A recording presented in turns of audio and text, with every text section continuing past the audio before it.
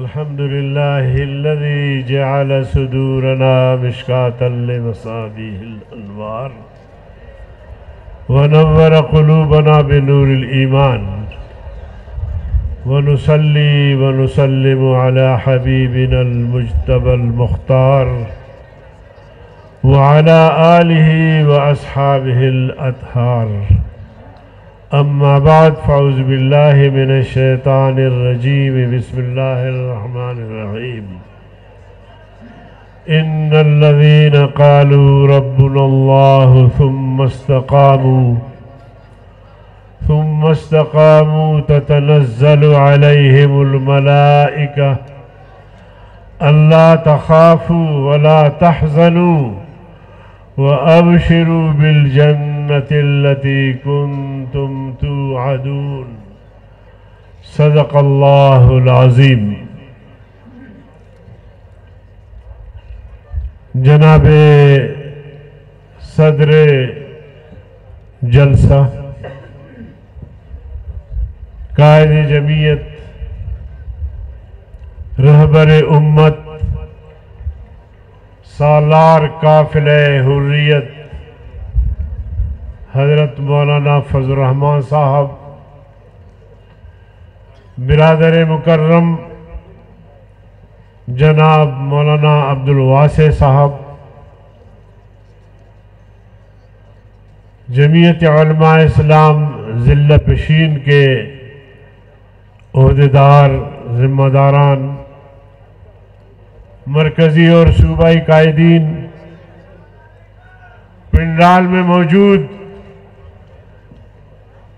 پشین اور قرب و جوار کے جمعیت علماء اسلام کے غیرت مند بہادر کارکنوں، السلام علیکم ورحمۃ اللہ وبرکاتہ. میرے عزیز دوستو، پاکستان اسلام کے نام پہ بنا. ہمیں نے جو بڑوں نے بتایا کہ پاکستان کا مطلب کیا، لا الہ، آپ بھی ذرا کہہ دیجئے پاکستان کا مطلب کیا، لا الہ الا اللہ. تیرا میرا رشتہ کیا، لا الہ الا اللہ. جب پاکستان بن رہا تھا تو مسلمانوں کے سامنے یہ نعرہ رکھا گیا اور مقصد یہ تھا،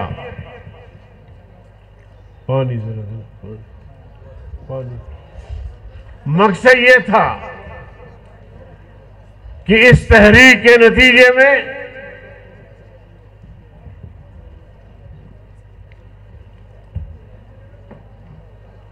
ایک اسلامی فلاحی ریاست قائم ہوگی، اور ایسی ریاست کہ جس کا سربراہ خلیفہ وقت یہ کہے کہ لو مات القلب جوعا على شط الفرات لکان عمر مسئولا عنہ یوم القیامہ، کہ دریائے فرات کے کنارے پر اگر کوئی کتا بھی بھوک سے مر جائے گا تو بادشاہ وقت سے، خلیفہ وقت سے پوچھا جائے گا کہ تمہاری حکومت میں، تمہاری ریاست میں کتا کیوں بھوک سے مرا. یہ تصور تھا مسلمانوں کا ریاست کے بارے میں. اسی تصور کو سامنے رکھتے ہوئے بر صغیر کے مسلمانوں نے ہجرت کی، بھائی تقسیم ہوئے، کچھ بھائی وہیں رہ گئے، کچھ ادھر آ گئے. زمینیں انہوں نے چھوڑی، جائیدادیں چھوڑی، دکان چھوڑے، کاروبار چھوڑے، درگاہیں چھوڑی، مساجد چھوڑے، اس مقصد کے لیے انہوں نے سفر کیا اور ان کے آنکھوں کے سامنے ان کے بہو بیٹیوں سے زیادتیاں ہوئی، مگر وہ سمجھتے تھے کہ شاید یہ کم قربانی ہے اس اسلامی فلاحی ریاست کے لیے۔ وہ سب برداشت کر کے آگ اور خون کا دریا عبور کر کے یہاں پہنچے کہ پاکستان کے نام سے ایک اسلامی فلاحی ریاست معرض وجود میں آ رہا ہے۔ 75 سال گزرنے کے باوجود یہاں نہ اسلام آیا، نہ فلاحی ریاست دیکھنے کو ملا، بلکہ کالا انگریز مسلط ہوا گورے انگریز کے بعد، اور وہی ظلم و جبر، وہی زیادتیاں، وہی استحصالی نظام جو انگریز کے دور میں تھا، وہی قیام پاکستان کے بعد جاری رہا اور اب تک جاری ہے۔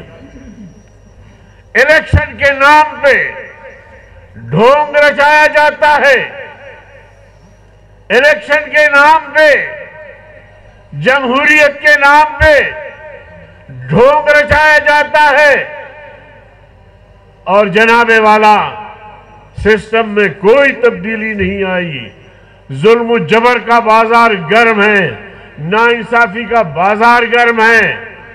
میں تو نہیں سمجھتا کہ الیکشن کمیشن کو حیا نہیں آتی، شرم نہیں آتی کہ وہ ان انتخابات کو صاف اور شفاف انتخابات کہتی ہے۔ شرم آنی چاہیے، لیکن شرم کی بات آپ وہاں کریں جو شرم ہو، جو حیا ہو، جہاں حیا شرم کا فقدان ہو، ان کو آپ 1000 غیرت دلائیں، 1000 پیغور دلائیں، لیکن ان میں جب شرم و حیا نہیں ہے تو پھر کوئی توقع نہ رکھے ان سے۔ ہم نے 75 سال انتظار کیا، ہمارے بڑے اس دنیا سے گزر گئے۔ مفکر اسلام مولانا مفتی محمود، مولانا عبداللہ درخواستی، ہمارے بڑے بڑے اکابر اس امانت کو ہمارے حوالے کیا۔ اسی جدوجہد کو ہم نے جاری رکھا کہ آج یہ ریاست اسلامی ریاست بنے گا، کل یہ ریاست اسلامی فلاحی ریاست بنے گا، لیکن انتظار کر کر کے اب ہم بھی بوڑھے ہو گئے، مگر وہی استحصال، وہی ظلم و جبر اور وہی ناانصافی آج بھی جاری ہے۔ میرے عزیز دوستو، انگریز کو اگر ہم نے نکالا، کوئی مسلم لیگ نے نہیں نکالا، کوئی کسی اور پارٹی نے نہیں نکالا، میں ان کو چیلنج کرتا ہوں، جناح صاحب کی پارٹی کو بھی چیلنج کرتا ہوں، آئے ہمارے ساتھ حساب کرے۔ میرے خیال میں جدوجہد آزادی میں یا پاکستان کی تحریک آزادی میں وہ بتائیں کہ ان کی کیا قربانیاں ہیں۔ ان کا پسینہ بھی نہیں بہا ہوگا، ہم نے خون بہائے ہیں، ہم نے ہندوستان کی جیلیں آباد کی ہیں، ہم نے دنیا بھر کے جزیرے آباد کیے ہیں، جیلیں کاٹ کاٹ کے ہم نے شہادتیں دی ہیں۔ بتائے تو صحیح کہ انہوں نے کیا قربانیاں دی ہیں بر صغیر کے لیے یا وطن کی آزادی کے لیے۔ وطن کی آزادی کی جدوجہد بھی ہم نے کی ہے، آج تم ہمیں بتاتے ہو کہ ہم نے ریاست بنائی ہے۔ میرے عزیز دوستو، تو یہ ہم نے مزاحمت کی، انگریز سے جنگ بھی لڑی، مزاحمتی تحریکیں بھی چلائی، ان تحریکوں کے نتیجے میں انگریز کو 7 سمندر پار بھاگنا پڑا. آج یہ کالے انگریز ہم پہ مسلط ہیں. آپ دیکھتے ہیں جس کی اقتدار ختم ہوتی ہے تو وہ یا دبئی چلا جاتا ہے یا سعودیہ چلا جاتا ہے یا انگلینڈ چلا جاتا ہے یا امریکہ چلا جاتا ہے. ہمارے جرنیل بھی جب ریٹائرڈ ہوتے ہیں تو وہ ملک میں نہیں رہتے، وہ باہر چلے جاتے ہیں.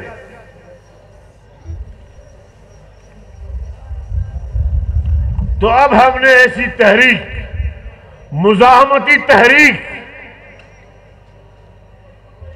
زوردار تحریک، قائد جمعیت کی قیادت میں مضبوط تحریک، ایسی تحریک منظم کریں گے کہ اس استحصالی طبقے کو انشاءاللہ العظیم سمندر میں ڈبو دیں گے انشاءاللہ. یہ کیا مذاق ہے؟ الیکشن کے نام پر ڈھونگ رچاتے ہیں.